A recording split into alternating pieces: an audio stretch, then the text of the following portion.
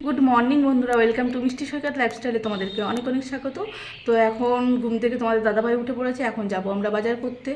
অনেকদিন বাজার টাজার ঠিক মতো করা হয়নি, চলো। আর তো এই তো বাবাই বাড়িতে উঠে পড়েছে ঘুম থেকে, উঠে বাবুই কিন্তু ব্রাশ ট্রাশ করে বসে আছে। আমরা যাব, তারপরে আমাদের বাবাই সোনা খাবে।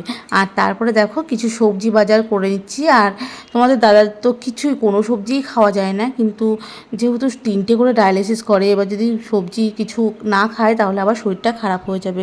তাই সবজি সব কিছুই কিনি, কিন্তু রান্না করি। আগের দিন রাত্রেবেলা ভিজিয়ে রাখি, রেখে কিন্তু তোমাদের দাদাভাইকে আমি সব সবজিই খাওয়াই। দেখো যদি একদম না খায় খাবার, তাহলে কিন্তু শরীরটা ভীষণ উইক হয়ে যাবে। এমনি কদিন ধরে তোমাদের দাদাভাইয়ের শরীরটা ভীষণই উইক। এই যে বাজার টাজার করে আসলাম, আর আমার বাবাই সোনা এখন বসে আছে ব্রাশ ট্রাশ করে। এবার সোনাকে দেবো খেতে। খাবে তো? আমার সোনা কি খাবে আজকে সকালে? ওই কালকে যেটা খেয়েছিল লুচি। হ্যাঁ। তো সোনা এখন খাবে হচ্ছে লুচি তরকারি, কালকে রাতে আমি বানিয়েছিলাম। সোজা হো বাবা। আর তোমাদের দাদাভাই আর আমি এখন চা খাবো। তো চলো পরে আসছি। ও আমার সোনা বাবা এখন কোথায় যাচ্ছ? চুল কাটতে। সোনা বাবা চুল কাটতে যাচ্ছে, চুলগুলো অনেক বড় হয়েছে, খুব গরম পড়েছে, তাই জন্য দুজনেই চুল কাটতে যাচ্ছে। তো বাবাও কাটবে, ছেলেও কাটবে, তাই তো? আর সোনা বাবাকে গাড়িতে বসিয়ে দিয়েছি আমি, ওখানে গিয়ে ওর বাবা কাটিয়ে নেবে। যাও চুল কেটে আসো, আমি রান্না করছি। যাও। তো আমার সোনা বাবা চুল কেটে চলে এসেছে, আর স্নান টান করে কিন্তু আমার বাবাইয়ের খাওয়া দাওয়া কমপ্লিট।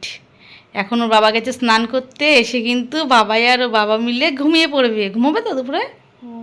হুম, ঘুমোবে? দেখি ঘুম পেলে ঘুমাবো, না পেলে ঘুমাবো না। খুব বদমাইশ, হ্যাঁ, ও কিন্তু ভীষণ বদ, দেখেছো তো?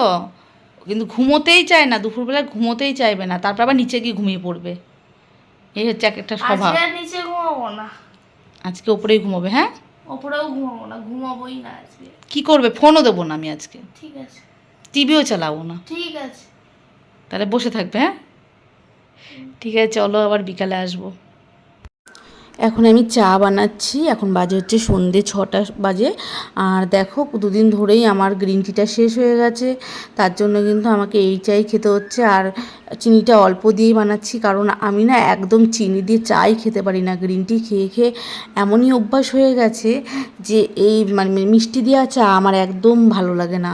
কিন্তু কি আর করব, এখন তো গ্রিন টি নেই, তাই জন্য এখন আমাকে এই চাই খেতে হচ্ছে। ও, চা চলে এসেছে সন্ধ্যেবেলায়। চা খাবে তো আজকে? হ্যাঁ, তুমি তো যে বললে চা খাবে, চলে এসো চা খেয়ে নাও। কি গো, তুমি খাবে তো? নাও খেয়ে নাও। আমাদের দাদা ভাইকে দেখো, চুল কেটেছে, কেমন লাগছে বলো? চুল কেটেছে, দাড়ি কেটেছে। নাও চা খাবে তো? খাও। আর আমার বাবাই শোনাই তাই, চুল কেটেছে, দাড়ি কেটেছে। এই দাড়ি হয়েছে দেখি। দাড়ি কাটিয়ে এনেছো তোর? কত বড় বড় দাড়ি হয়ে গেছিল, তাই না?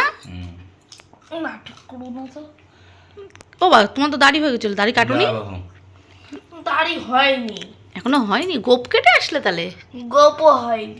যা, শুধু চুল কেটে এসছো? তো তো ন্যাড়া হয়ে আসতে পারতো, ন্যাড়াই তো হয়ে গেছো। আমি মাকে বললাম। কাকে বললে? আমার বাবাকে বললাম যে আমাকে ন্যাড়াতেই বলছি না। কেন? কি জানি, মানুষ বলছে গরমকালে কেউ ন্যাড়া হয়। আচ্ছা তোমরাই বলো তো, শীতকালে ন্যাড়া হওয়া ভালো না গরমকালে ন্যাড়া হওয়া ভালো? তুমি বলো কি কালে ভালো? তুমি কেন কেটে দাওনি ওকে, ন্যাড়া কেন করে দাওনি? ন্যাড়া হতে হবে না, বড় হয়ে গেছে। বড় হয়ে গেলে ন্যাড়া হয় না কেউ? কামড়াও অল্প। বাবু এখন চা খাচ্ছে। বাবা আমার সোনা চা খাচ্ছে, আমি একদম ওকে চা দিই না। কিন্তু আজকে বললে একটু খাবো, তাই। আমার গলাটা ব্যথা হয়েছে। গলাটা ব্যথা হয়েছে?